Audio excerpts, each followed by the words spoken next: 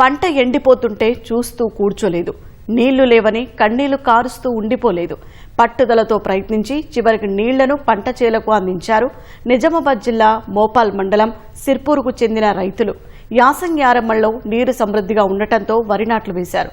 పంట చివరి దశకు వచ్చేసరికి భూగర్భ జలాలు అడుగంటాయి. దీంతో ఆరుగాలం శ్రమించి పండిస్తున్న పంట ఎండిపోతుండటంతో తట్టుకోలేకపోయారు. 2 కిలోమీటర్ల దూరం నుంచి నిజాంసాగర్ కాలువ వెళ్తున్నా ఇటువైపు నీరు రాకపోవడంతో ఆలోచించి దాదాపు కిలోమీటర్ మేర పైప్ లైన్లు వేసుకుని పంటలను రక్షించుకుంటున్నారు. ఈ కెనాల్ నుంచి తమ గ్రామ చెరువుకు నీరు అందించాలని ప్రభుత్వాన్ని కోరుతున్నారు. గ్రావిటీ ద్వారా వెళ్తున్నటువంటి కాలువ ద్వారా మోటార్లు పెట్టి పైప్ లైన్లు వేసి 1 నుంచి 1 కిలోమీటర్ 2 కిలోమీటర్ల వరకు కూడా ఇక్కడ నుంచి అంటే దాదాపు ఒక రైతు 1,00,000 నుంచి 1,50,000 రూపాయల ఖర్చు పెట్టుకొని ఇక్కడ నుంచి నీళ్లు తీసుకుపోవడం జరుగుతున్నది. దీని ద్వారా పంటలు పండిస్తున్నారు.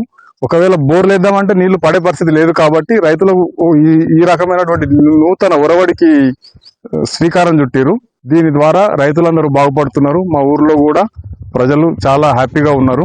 మాకేందంటే 21 ప్యాకేజ్ మా పక్కన నుంచి వెళ్తుంది. సిర్పూర్ నుంచి మా టన్నెల్ తీసుకొని మంచి చెరువు నింపుతామని చెప్పేసి టన్నెల్ స్టార్ట్ చేసారు. అయితే కాకపోతే ఈ టన్నెల్ ద్వారా మాకు గ్రౌండ్ వాటర్ ఇంకిపోయి మా పొలాలు ఎండిపోయే పరిస్థితి వచ్చింది. మేము ఏం చేసినామంటే మాకు ఎక్కడ గత్యంతరం లేక దీంట్లో వాటర్ ఉన్నాయని చెప్పేసి ఒక 10 మంది రైతులను కలిసి మోటార్లు స్టార్ట్ చేసుకొని దగ్గర దాదాపు 200 ఎకరాలు వాడించుకుంటున్నామండి. ఈ వాటర్ని మా చెరువులోకి తెచ్చే ప్రయత్నం చేస్తే బాగుంటుందని, ఇంకా ముందు మేము పంటలు పండించుకోవడానికి ఆస్కారం ఉంటుందని కోరుకుంటున్నామండి. మాకు వీలుంది కాబట్టి 1/2 కిలోమీటర్ దూరంలో ఉన్న వాళ్ళకు పైప్ లైన్ వేసుకొని ఈ లాస్ట్ స్టేజ్ ఉంది. పొలాలు ఒక 15 రోజులు 20 రోజులు అయితే అయ్యే స్టేజ్ అయిపోయేది ఉంది.